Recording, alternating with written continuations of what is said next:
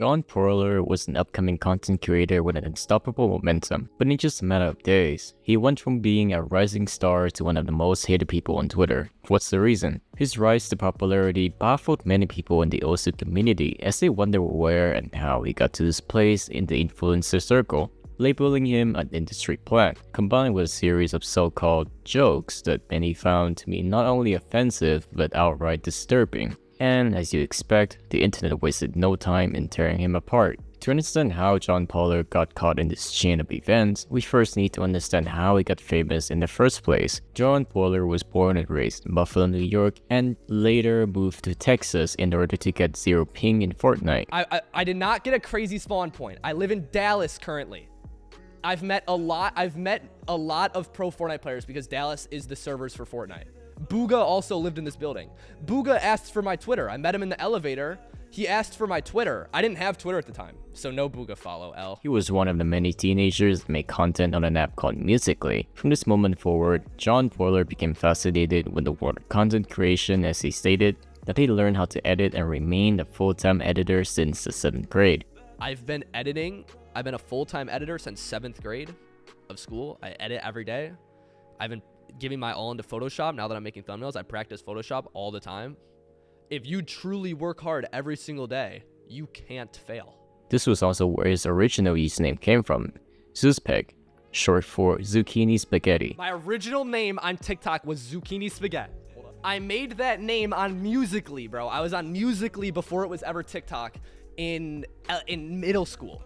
I made that name because my brother's name was Pickled Spaghetti, and I just copied my brother's name.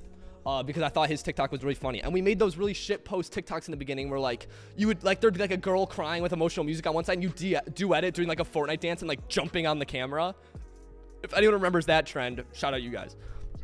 I thought that shit was funny, and so I just kind of made a name similar to his because he was my brother. And then when I grew up, bro, and in high school when my TikTok started doing well, I was like, bro, Zucchini Spaghetti, like, people in school would literally just call me like Zucchini Spaghetti or whatever, and it was fucking annoying, and I didn't like the name anymore. So I changed it to a shortened version of Zuzpeg.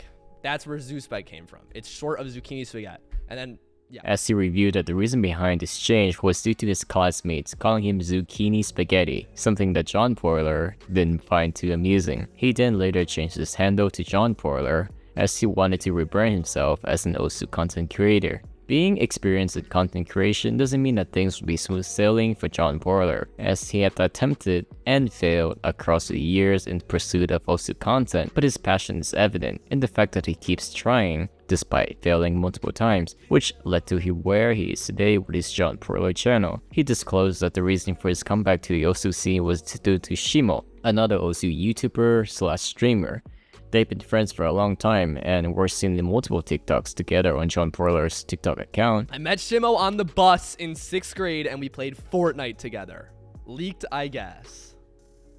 I met Shimo on the bus in 6th grade and we played Fortnite together. We played Fortnite together in middle school, and he used to be like kind of my neighbor. We lived really close, and then he moved because he hated me. John Porler saw that Shimo had started to make Osu content again to some success.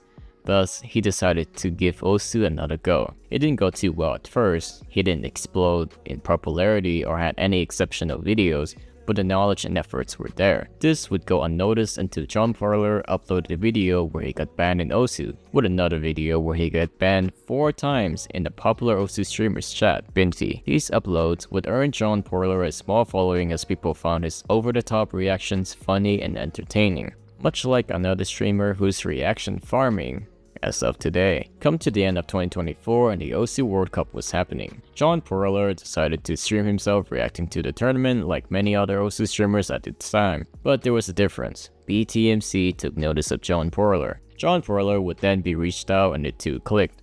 BTMC likes John Porler so much that he went as far as discussing future content plans with John Porler as he saw a vision in John's work ethics and ideas that many others couldn't see at the time, thus resulting in John Porler offering to fly to a BTMC for a collab. This decision would be John Porler's biggest investment in Osu content creation, as he showed the cost of his trip totaling around $1,200.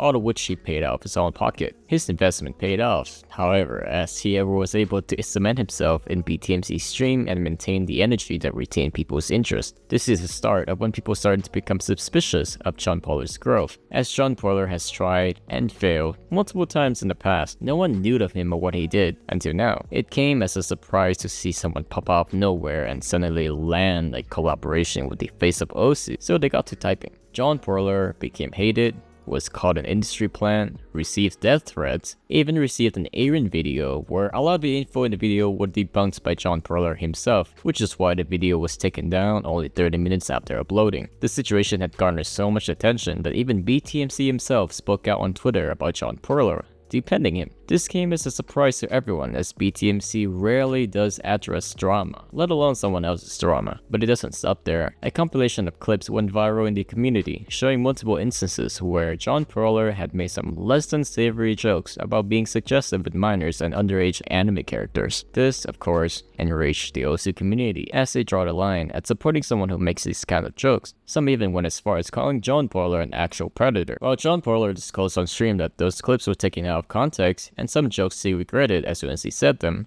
the internet doesn't let him off easy. It had gotten so rampant that BTMC himself uploaded a video addressing the issue. That isn't even a controversial take. You're right. He'll learn and move on. You'll want to believe he's a good person. Is being called an adult.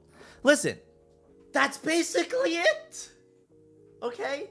It's up for him to decide if he thinks those jokes are worth making. For me personally, I don't find those jokes appealing anymore.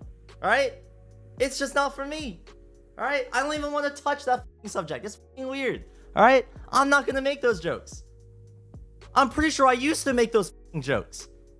There are probably screenshots of it in the past.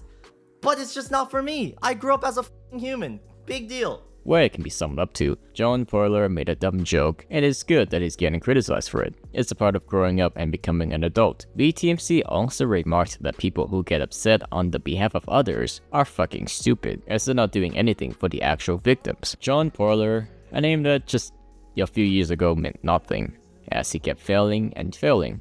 But today, he's one of the most talked about figures in the Osu community. Rising from complete obscurity, he built a community and connection that seemed unstoppable. But how long can it really last? His rise wasn't just about luck, it was a repeated process of constant failures. But those failed attempts didn't deter John Porler in the slightest.